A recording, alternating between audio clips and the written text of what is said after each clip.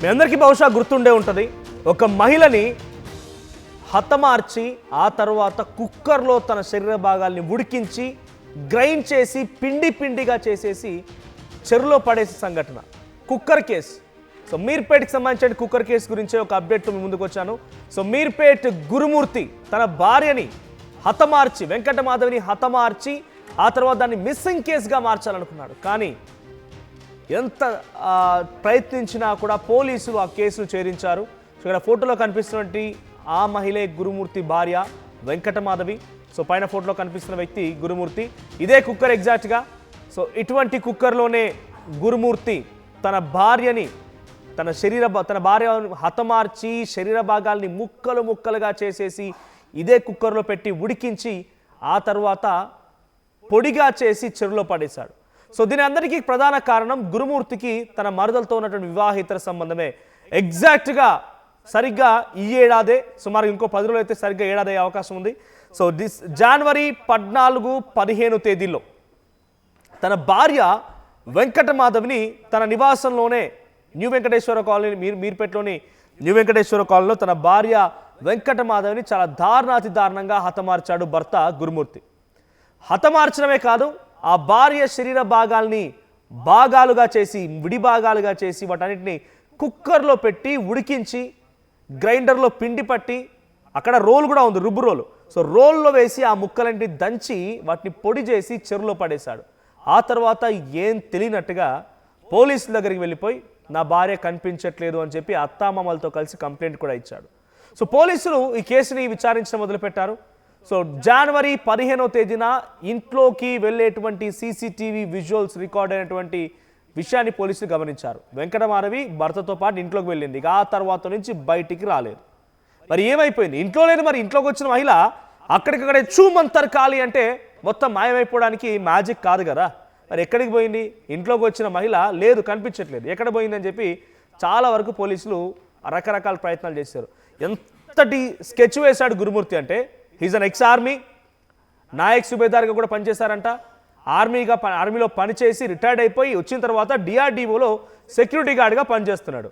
So సూక్ష్మదర్శిని ఆ మధ్యకాలంలో OTT ప్లాట్ఫామ్స్లో ఒక సినిమా వచ్చింది. ఆ సినిమాని ఉదాహరణగా తీసుకొని ఈ ఇన్సిడెంట్కి పాల్పడ్డాడు. ఆ సినిమాలో కూడా ఏముంటుందంటే, కన్న కూతురునే హతమార్చి అటు తల్లి అండ్ అన్న ఇద్దరు కలిసి ఇలాగే ముక్కలుగా చేసి డ్రైనేజీలో కలిపేయడాలు, తర్వాత బయట చెరువుల్లో పడేయడాలు, బ్యాగుల్లో తీసుకెళ్లి ముక్కలన్నింటిని వేరే వేరే ప్రాంతాల్లో పడేయడాలు అట్లా జరిగింది.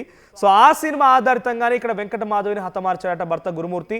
సో సేమ్ యాజ్ ఇట్ ఈస్గా భార్య లోపలికి వెళ్ళింది. ఆ ఇన్సిడెంట్ కేసు నమోదైంది జనవరి 18న. సో 15వ తేదీన లోపలికి వెళ్ళినటువంటి వెంకటమాధవి అప్పటి నుంచి ఎక్కడా బయటికి రాలేదు. గురుమూర్తే బయటికి పలుమార్లు బకెట్తో రావడాలు, లేకపోతే సంచులతో రావడాలు, బ్యాగులు తీసుకెళ్ళాలి చూశారు, కానీ ఎక్కడ వెంకటమాధవి బయటకు రాలేదు. మరి లోపలికి వెళ్ళిన ఆ మహిళ ఏమైపోయిందని అనుమానం పోలీసులకు కలిగింది. కానీ ఎక్కడ కూడా ఒక్క చిన్న ఆధారాన్ని కూడా వదిలిపెట్టకుండా, ఒక్క చిన్నదంటే చిన్న ఆధారాన్ని కూడా వదిలిపెట్టకుండా అంతా కూడా క్లీన్ వాష్, మొత్తం వాష్ అవుట్ చేస్తాడు. మరి పోలీసులు దొరికిన సైంటిఫికల్ ఇన్ఫర్మేషన్ ఏంటి అని అంటే, ఆ బకెట్ పైనటువంటి చిన్న చిన్న టిష్యూస్, అంటే బకెట్లో ఏదైతే హీటర్ పెట్టి తన కాళ్ళని లేకపోతే ఇతర శరీర భాగాల్ని వాటర్ హీటర్ వేసి ఉడికించాడో, ఆ హీటర్ పెట్టిన దగ్గర కొన్ని టిష్యూస్ కనిపించాయట. ఆ తర్వాత కుక్కర్ని కూడా ఇన్వెస్టిగేషన్ కోసం తీసుకుంటే ఆ కుక్కర్లో కొన్ని టిష్యూస్ ఉన్నాయంట. ముక్కలు చేసిన దగ్గర ఆ కత్తి అండ్ అదే చెక్క బల్ ఉంటుంది కదా, సో దాని మీద కొన్ని టిష్యూస్ లభించాయంట. ఈ టిష్యూస్ ఆధారితంగా వెంకటమాధవియేనా అనే విధంగా అటు తల్లిదండ్రులది, అంటే వెంకటమాధవి తల్లిదండ్రులది, ఆ తర్వాత అటువైపు వెంకటమాధవి ఇద్దరు పిల్లలు కూడా ఉన్నారు. సో ఇద్దరిని DNA పరీక్ష చేస్తే వెంకటమాధవి అని కన్ఫర్మ్ అయిపోయింది.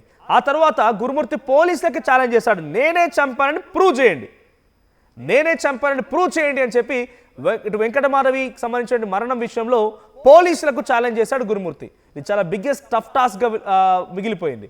సో ఎంత విచారించినా ఏమి చెప్పడం లేదు. పోలీస్ స్టైల్లో విచారించారు, ఎంత విచారించినటువంటి సమాధానం రాలేదు. ఇక చివరాఖరణ పోలీసుల ముందు తన కన్ఫెషన్ చేసిన దాంట్లో తన మరదలతో వివాహేతర సంబంధం ఉందట. ఈ వివాహేతర సంబంధమే వెంకటమాధవి హత్యకు కారణమైంది. సో వెంకటమాధవిని హతమార్చడానికి తన మరదలతోన వివాహేతర సంబంధమే కారణమంట. మరదలతోన వివాహేతర సంబంధాన్ని గుర్తించిన తన భార్య పలుమార్లు పంచాయతీలు కూడా పెట్టిందంట. పంచాయతీలు కూడా అయ్యాయి, పంచాయతీలు కూడా జరిగాయి. వద్దని చెప్పి వారించారు, బెదిరించారు, అదిరించారు, అయినా కూడా గురుమూర్తి వినలేదు. సో తన మరదలతో ఉన్నటువంటి వివాహేతర సంబంధమే ఇప్పుడు తన భార్య మరణానికి కారణమవడంతో పాటుగా పోలీసులు దాదాపుగా ఇక ఏడాది కావస్తోంది. ఏడాది కావచ్చే సమయానికల్లా నిన్న పోలీసులు ఈ సైంటిఫికల్ ఇన్ఫర్మేషన్, ఈ గురుమూర్తే హతమార్చాడు, ఇదిగోండి ఆ సైంటిఫికల్ ఇన్ఫర్మేషన్ అని చెప్పి ఫారెన్సిక్ ల్యాబ్స్ నుంచి వచ్చిన రిపోర్ట్తో సహా కోర్టులో ప్రవేశపెట్టారంట. ఆ సైంటిఫికల్ ఆధారాన్ని కోర్టు ముందు ఉంచారు. సో 13 ఏళ్ల వివాహ బంధం అక్కడ ఆ సమయానికి ఏమీ గుర్తురాలేదు. జనవరి 16న తనని హతమార్చాడు. సో సుమారుగా 2 రోజులు పట్టింది ఆయనకి ఈ శరీర భాగాలు మొత్తం నుజ్జు చేయడానికి. సో ఎంతలా అంటే ఆ చుట్టుపక్కల వాళ్ళకు కూడా ఏదో ఒక బ్యాడ్ స్మెల్ వచ్చిందంట. మనం జనరల్గా ఇంట్లో ఒక కేజీ చికెనో లేదా కేజీ మటన్ తీసుకొస్తేనే దాన్ని ఉడికించే సమయానికి ఆ అపార్ట్మెంట్లో వాళ్ళకి కానివ్వండి, లేకుంటే ఇంటి పక్కన వాళ్ళకి కానీ ఇంటి ఎదురుగా వాళ్ళకి ఒక స్మెల్ వస్తుంది చికెన్ అని చెప్పి, నాన్ వెజ్. అలాంటిది ఒక మనిషినే ఉడికిస్తున్నాడు ఆ వ్యక్తి అని అంటే ఎంత దుర్వాసన వచ్చి ఉంటుంది. ఆ వాసన చుట్టుపక్కల పరిసర ప్రాంతాలకు మొత్తం వచ్చింది.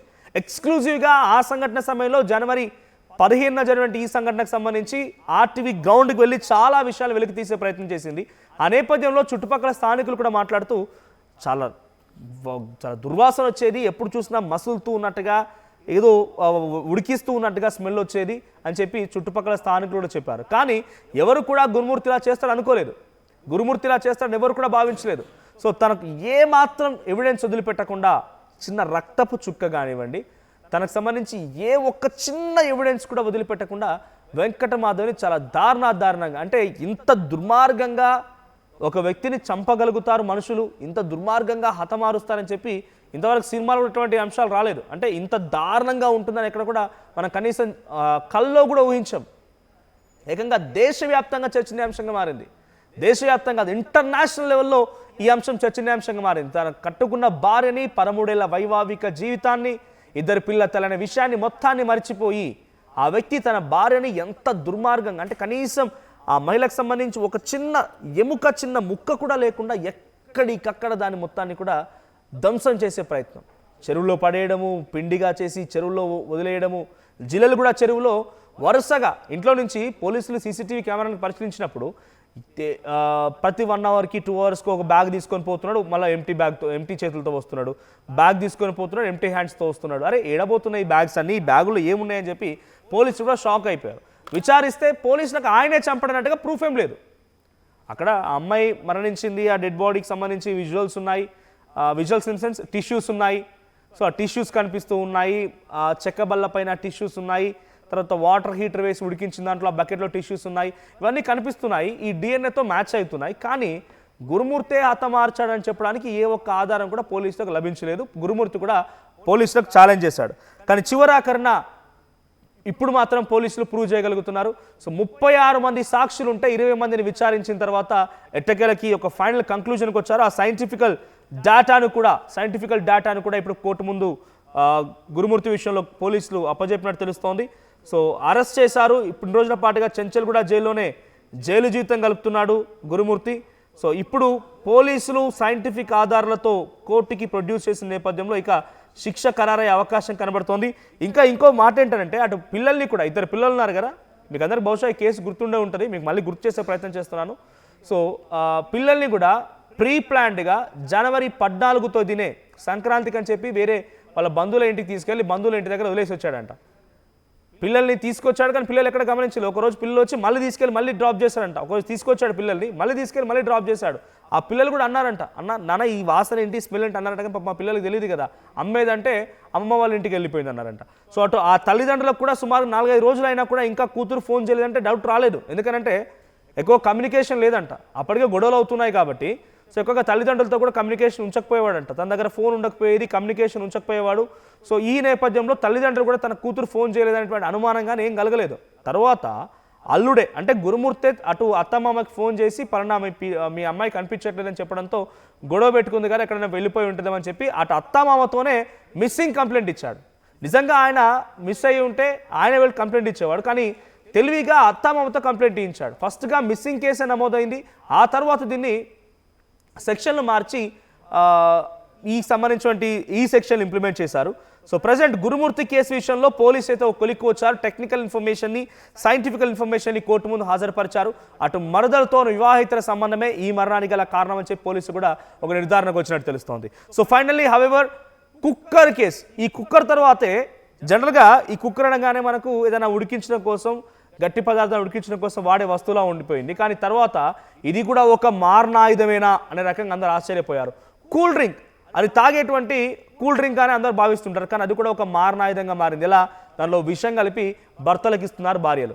తర్వాత honeymoon trips, cool drinks, suit case, drum, మామూలు సిజర్ కూడా, అంటే ఏదైనా దారం కత్తిరించుకోవడానికో లేకపోతే ఇంకేదైనా ఉపయోగించే చిన్న చిన్న సిజర్ కూడా ఆఖరికి వస్తే ఒక మారణాయుధం అయిపోయింది. బ్లేడ్ ఒక మారణాయుధం అయిపోయింది. ప్రతిదీ కూడా ఈ కుక్కర్ కేసు తర్వాత వరుసగా కూల్ డ్రింక్స్ కానివ్వండి, కుక్కర్లు కానివ్వండి, బ్లేడ్లు, సిజర్స్, చిన్న చిన్న దారాలు, హనీమూన్లన్నా, సెల్ఫీలు ఆఖరికి వస్తే తన భర్తతో పాటుగా సెల్ఫీ తీసుకుంటామని చెప్పి కర్ణాటకలో ఒక మహిళ భర్తన చెరువులో దోసేస్తుంది, ఆ వాగులో దోసేస్తుంది.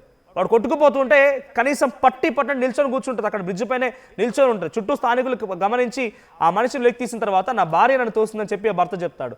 సో ఇక్కడ మొదలైనటువంటి ఇన్సిడెంట్ కాస్త ప్రతి వస్తువులో కూడా అటు భార్యలు కానివ్వండి, భర్తలు కానివ్వండి, తనకు సంబంధించిన సహచరుడునో హతమార్చడం కోసం ప్రతి వస్తువును కూడా ఒక మారణాయుధంగా మలుచుకుంటున్న పరిస్థితి.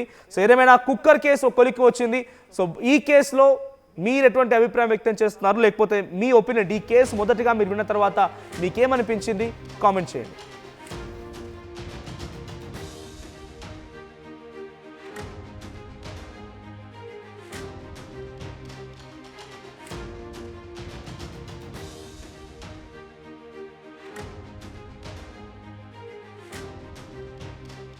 అసలైన తొలి వెలుగు.